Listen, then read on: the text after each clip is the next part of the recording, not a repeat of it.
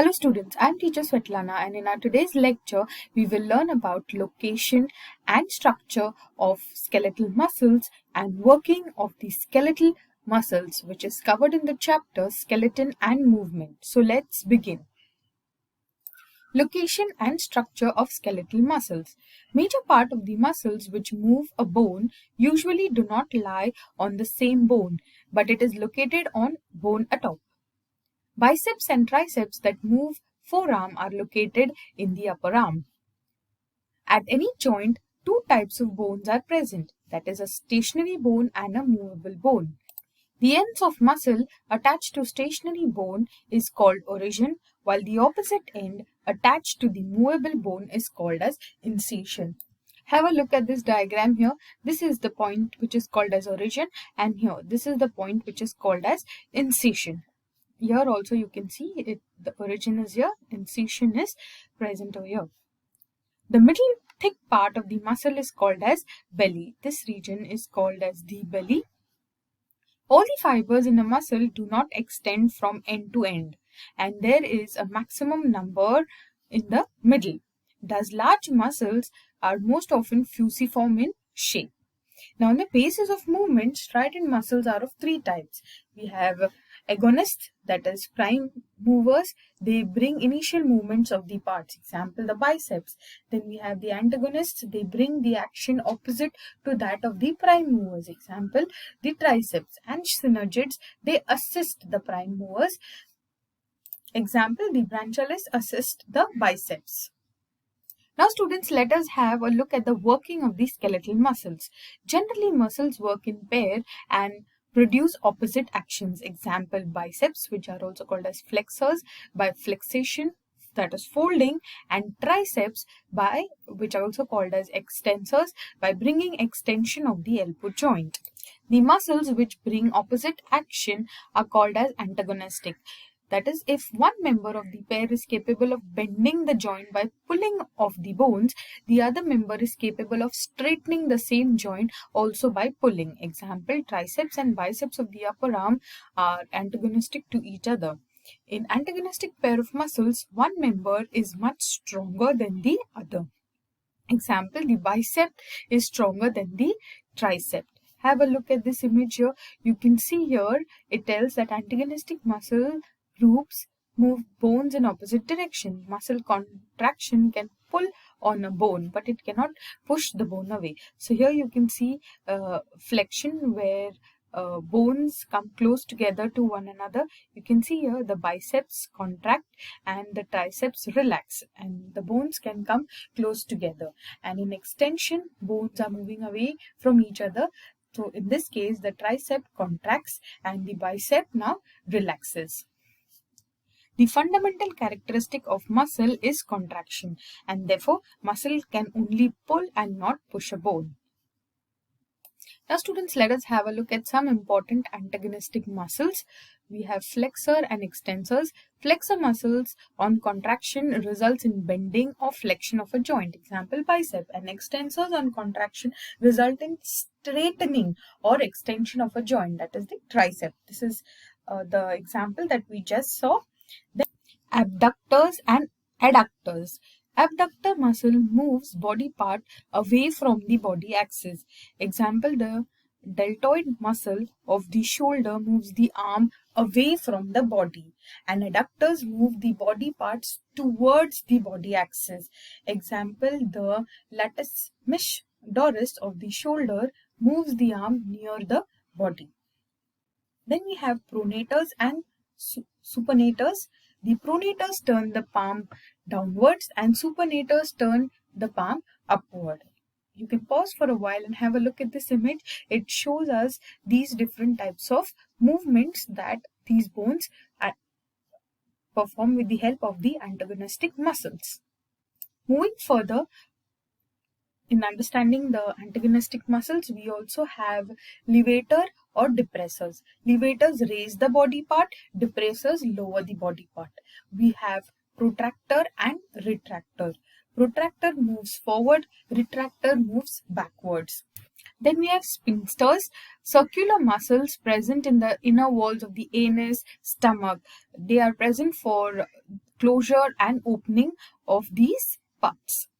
Students, you are aware that both flexion and extension takes place by contraction of the skeletal muscles. Do you know how do these muscles contract and bring about movement and locomotion? Striated muscles are specifically designed to bring about vigorous contraction. Refer to the ultramicroscope structure of the skeletal muscle you have studied in animal tissues. The contractile units of the muscle is called as sarcomere, which contains contractile proteins, actin and myosin. Have a look at this image here. You can see here this is the muscle bundle, and then here you can see the muscle fiber, a single muscle cell which is highlighted here. This is again your muscle fiber, and this is your myofibrin. You can see here the dark A band, the light L bands, and it is further highlighted for you the portion of your myofibrin here. You can see this region that is marked is your sarcomere. This sarcomere is the contractile unit of the muscle which helps in bringing about muscle contractions. The blue lines here indicate the thin filament, and the brown thick lines here are your thick filament, and thin filament is made up of actin and the thick filament is made up of myosin. Both of these are contractile proteins which bring about muscle contraction. Students, now let us have a look at the structure of myosin and actin filaments. Myosin filament, each myosin filament is a polymerized protein. Many monomeric proteins called as meromyosins constitute one thick filament. Myosin molecule consists of two heavy chains which are called as heavy meromyosins, HMM, coiled around each other forming a double helix. Have a look at this image here. This is your two heavy chains which are coiling together to form a double helix structure.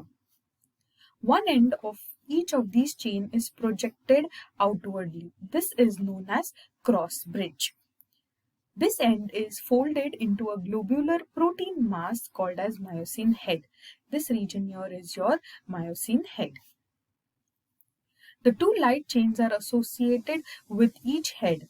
Total 4 light chains, light meromyosin, LMM. Myosin head has a specific ATPase activity. It can split ATP to produce energy. Myosin contributes 55% of muscle proteins.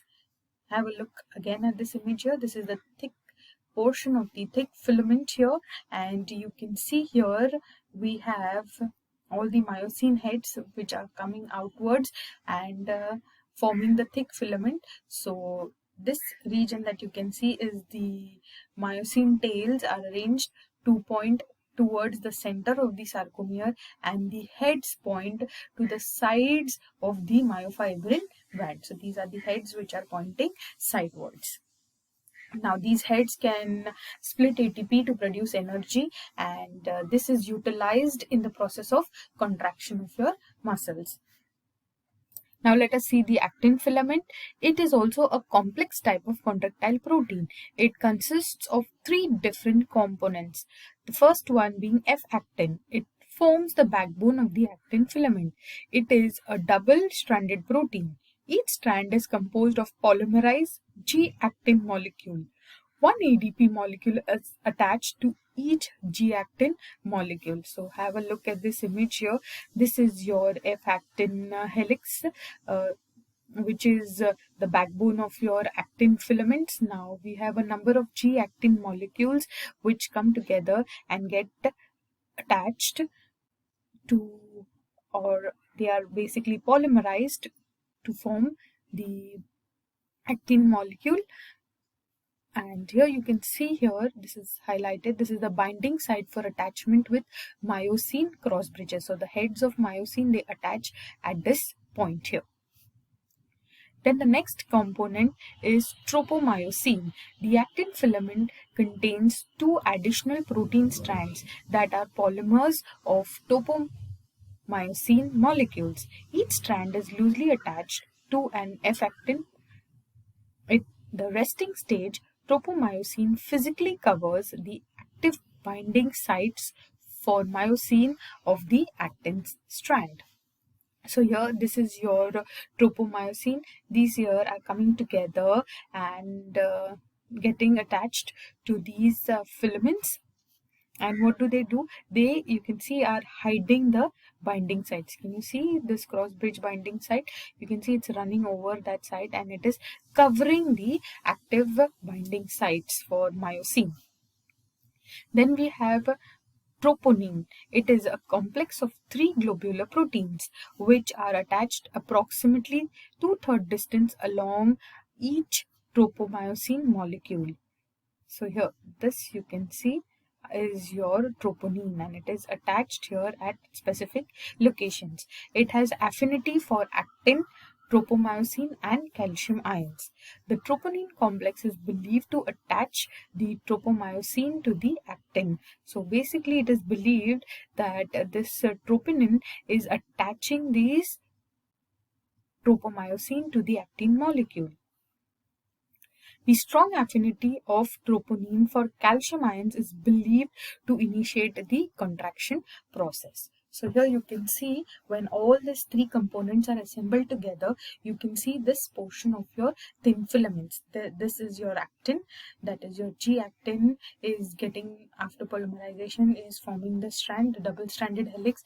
This is the active binding site for myosin, and you can see your tropomyosin is covering this active site, and your troponin complex is holding the tropomyosin in place.